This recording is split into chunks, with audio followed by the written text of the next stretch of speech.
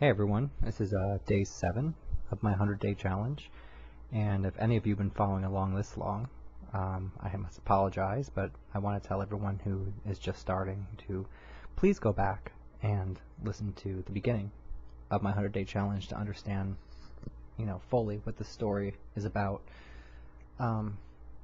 There is so much more I feel like I'm not going into, but this is a 100-day challenge, not the 1,000-day challenge, so I have to sum things up a little bit, and at first I said it was going to be a couple days of negativity, but it might be 2 weeks of negativity the way it's going. But I think it's important that people understand my background and where I'm coming from. So let's go back to the addiction after the surgery. I would take pills all the time, and doctors were all too free to give them out. They didn't really question me too much.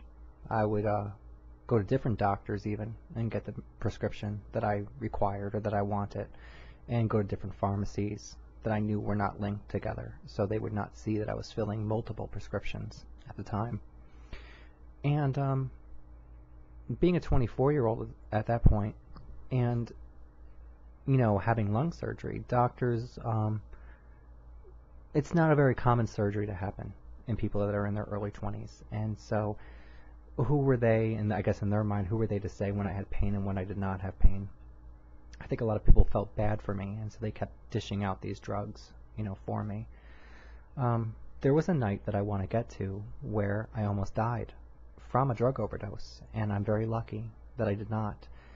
I don't know how much I took. I took a lot of Oxycontin, I took some Lortabs, I took Xanax. I went out to the bar and I drank 6, 7, 8 beers, maybe more. I think there was a shot of alcohol involved in that, maybe vodka or gin. No, I think it was a lemon drop. I think it has vodka in it. But anyway, back to the point. I came home and I took a Valium, and every time I closed my eyes, I stopped breathing. And I opened my eyes and I'd breathe. But if I closed them, I'd start drifting off to sleep, and I wouldn't breathe. I knew I was dying, and I am not one of those people that want to admit anything is wrong with me, so I didn't call an ambulance. My family never knew I was addicted now to pain pills. After everything else I just went through, I couldn't tell them that, and my roommates didn't know. I was so hooked to these things, and my body was so used to these drugs that when I wasn't on those pills, people would say, "What's wrong? Are you okay?"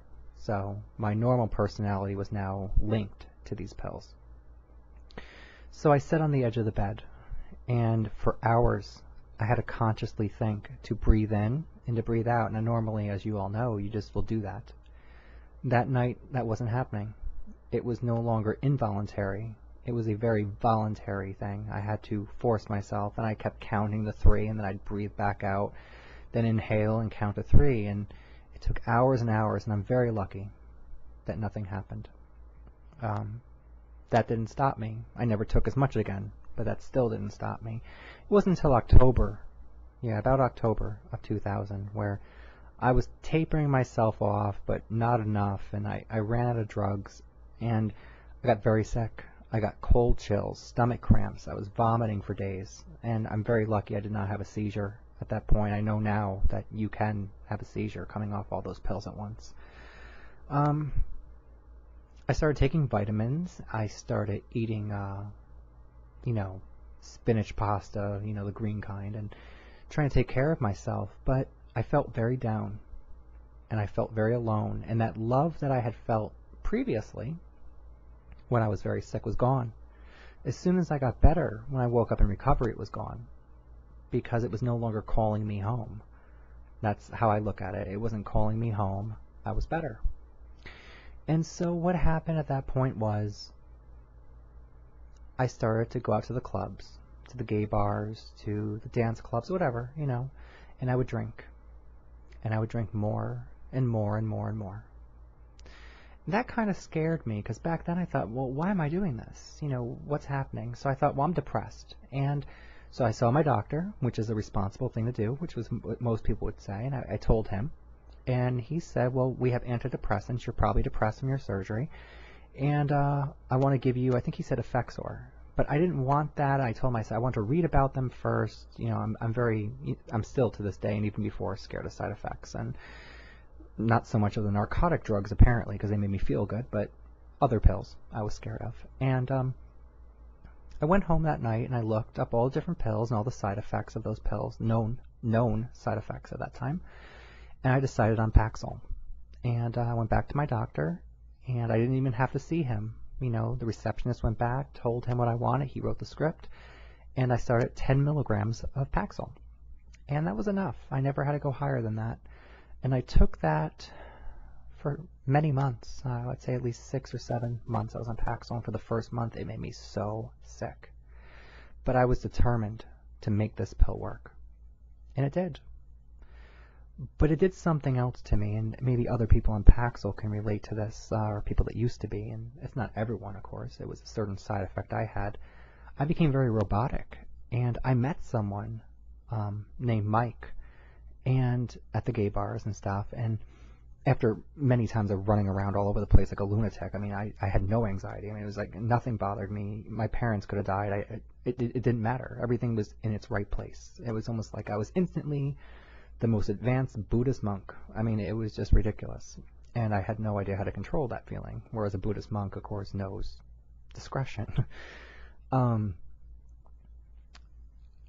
days after I met Mike, I got in my car and left everything behind. And I didn't call my parents till I was in Washington, D.C. And I called my father because I knew my mother would cry about me leaving. And I was with someone I didn't even know. And I was on my way to Florida. And that's where I was going to live. I was going to live in Panama City, Florida.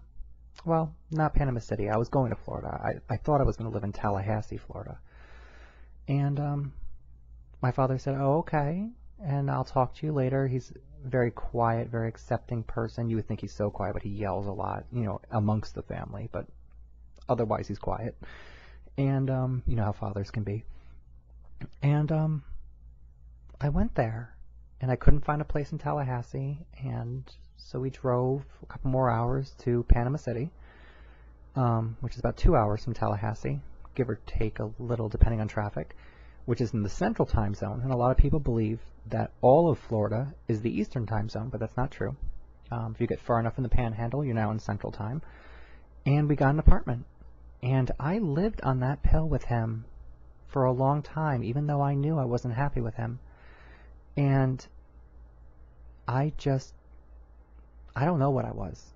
I just was. And it wasn't towards the end of Paxil that I started to drink heavy amounts of alcohol. And I took myself off Paxil, and I drank a ton of alcohol. Michael, of course, went home to visit his family and came back. And then off Paxil, I realized, who the hell are you? I don't know you, and we had fights, and he went home on a bus. I paid for it. All too happy to pay for him to go home to New York. And that's where I'll leave it for today. I'm now in Panama City, and Michael is now going home on a Greyhound bus that I paid for because I don't have a clue who he is. As far as, emotionally. I knew, obviously, who he was, but I'm now off Paxil, and I'm now on a lot of alcohol. And I'll talk to you later.